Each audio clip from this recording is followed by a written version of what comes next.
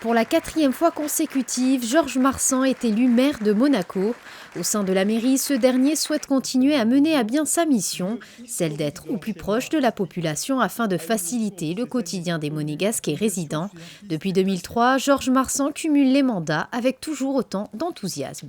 C'est beaucoup d'émotions, même si c'est mon 4e mandat, j'entame mon 4e mandat, c'est toujours beaucoup d'émotions, c'est très solennel, c'est toujours très émouvant. Et on est très content, on n'a pas encore atteint la parité, donc on est très content d'avoir féminisé l'équipe. On a un regard, je pense que les femmes apportent beaucoup, cette sensibilité qui est quand même différente. Et je pense que l'équipe aujourd'hui est complémentaire par rapport aux autres équipes des précédents mandats. Elle est complémentaire, on a toutes les générations, on a beaucoup de femmes, comme je viens de le dire, et on a toutes les représentations professionnelles. Donc on va faire du bon travail. Sur la feuille de route du nouveau conseil communal, plusieurs mesures sociales seront mises en place en priorité. La première mesure, c'est pour la petite enfance qu'on va mettre en place d'ici quelques mois, c'est-à-dire des structures de halte garderie dans toutes les crèches.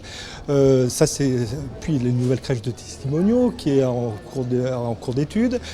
Pour les personnes âgées, pour nos aînés, on a une mesure, c'est les chemins lumineux dans les appartements entre la chambre et la salle de bain, donc plus de sécurité. Et la création de 2 nouveaux services, SOS Administration et SOS Urgence. À l'occasion de la cérémonie d'installation du conseil communal, les élus ont procédé au vote des différents adjoints et délégations des conseillers communaux. Au-delà de ces actions concrètes, la mairie de Monaco est également la garante des traditions et du patrimoine monégasque. Elle s'attache donc à soutenir toutes les initiatives menées par les associations pour la retransmission linguistique, culturelle et patrimoniale de l'histoire de la principauté.